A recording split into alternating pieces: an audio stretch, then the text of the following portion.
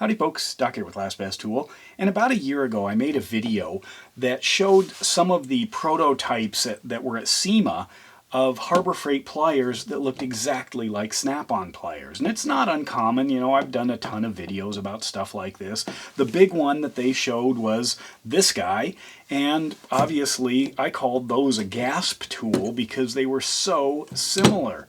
They're nearly identical, and then this was another, and this was another, and then this little wire stripper was another, and then the flush cutter was another, and then these are definitely, I think, Gasp tools because you just cover the name and you can't tell them apart. And I've done, you know, videos on that. Can you tell them apart if I don't show you the name? What do you look at? The thickness of the handle, you know, maybe the finish right there.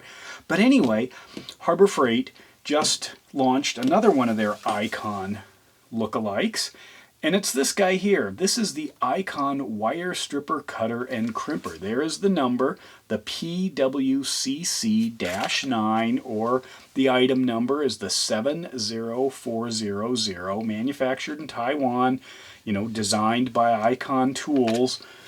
Well, here's the Snap-on version. And actually I had a red one, and this is interesting, and I'm looking forward, that's why I'm opening it with you. When I did the video comparing or showing what was going to be this plier, I was using my red-handled version. And one of the things I said in that video, and I'll link it below, is this design was awful. This ball thing here, originally I think it had a bolt, but anyway, it just didn't seem to hold it, and you just tap it, you know, you set it down, the pliers were always popping open. The thing was, it was in the way and it didn't work. And my mention in the video, I went back and watched it, was if Harbor Freight copied that, what I'm going to call the first generation, or the first, you know, the A version of this might be a B version now, did they also copy that error, that problem that made this lock be essentially worthless? I mean, you set it down and it would just fall down and the pliers would fly open. I got a new pair because finally the bolt unscrewed and fell off, and then it wasn't locking at all, and I took him to a Snap-on rep, and he said, yeah, that happens, it's unfortunate, problem design, they don't sell too many of them. And I thought, because they don't sell too many of them, I don't know if I can call them a Gasp tool, because most people didn't even know these things existed. You know, this was a Gasp tool. This is a lookalike. But anyway, so we're going to open this up and see how these two compare, because this is the Snap-on version, the latest version, and this is the Icon version, brand new. So there's what the package looks like. Let you drink that in for a second. All right, let's open it. Okay, so here they are. Wow, nice and greasy. I noticed a lot of Icon tools, just look at you can see the layers of grease in there. Maybe they spend a lot of time on a boat coming over from Taiwan versus Wisconsin or wherever those are made. So, let's take a look at this thing. Let's see how they did. Okay, first of all, it's got a stronger spring. Looks like a slightly different design right there. The Snap-on looks thicker down low. If I line them up, the Icon is a millimeter or two taller. The Icon actually has a little clearer and slightly larger font, which is good. I don't know what that patent means. Hint, hint. Bare, this one insulated and bare. The crimpers are a little different. The Snap-on, this compression, this pokey crimper is a lot more subdued compared to the Icon.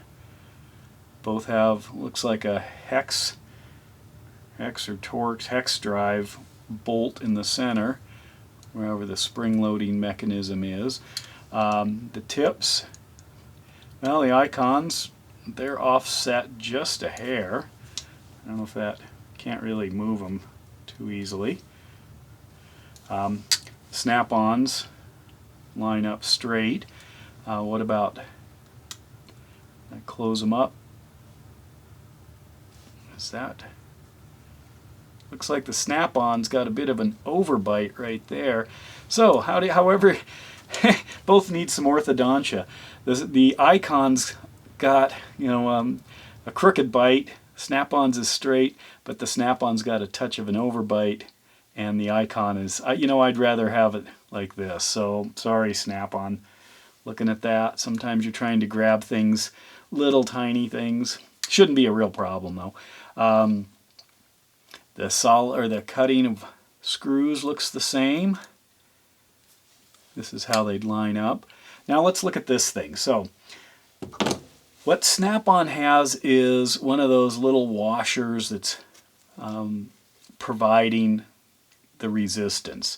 I also noticed, and I don't recall this on my earlier one, it looks like this is a little bit ground out around here.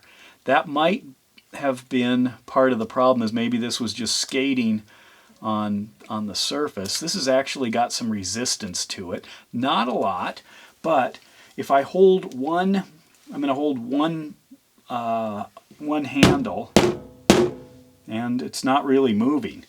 Okay, let's look at the Icon here. The Icon looks a lot like the old Snap-on one. You can see no recess there. So this slides pretty easily. And the problem is this is kind of a massive thing. So the momentum, once this gets going, can unlock it. So let's try it here.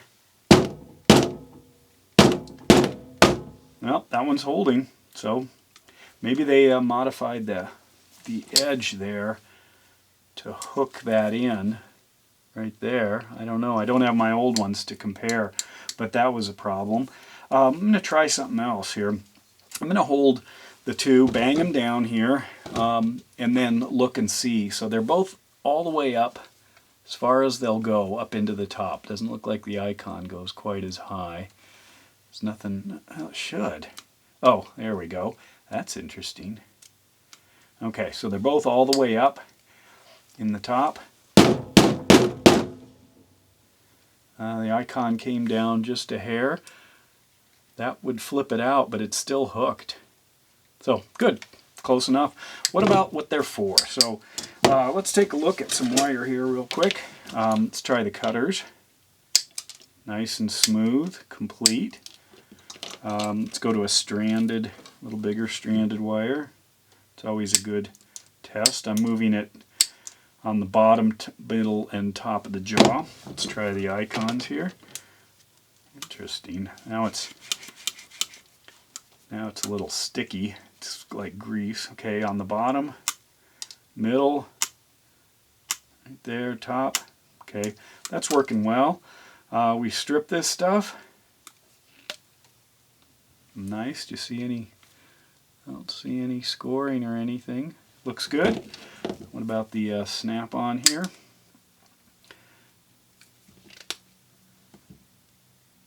Snap-on had a little bit more of a tug on that wire, but both of them quite good. Nice. Okay, if I grab it, it's holding up. If you look at the tops, you can see the closure. There's the Icon, there's the Snap-on for grabbing things. That is kind of irritating. I never noticed that. Looks like it's not quite as symmetrical.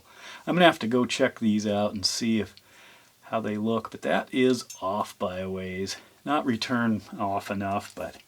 And this guy here was 32 and change, as I recall. I don't know. If you're into this size of a plier, once again, I have no hesitation with the Icon. Seems to work well. They're dialing it in. It's so close. What's left on the list? Well, this guy. That was another one that they showed. It looked like this in the video. You know, it's SEMA, the piece that, you know, the image I got. And so this one's still out there. This is a pretty pricey tool. Pretty neat tool. Got a big following, but I can see that if Icon comes out with one, it's not terribly sophisticated, that this would be a hot seller too. And if they go green this year, boy, good luck Snap-on. Sorry about that. Anyway, let me know your thoughts. Let me know if you've got this tool. Let me know what you think of Icon. Once again, Harbor Freighting Snap-on. And with that, Doc out.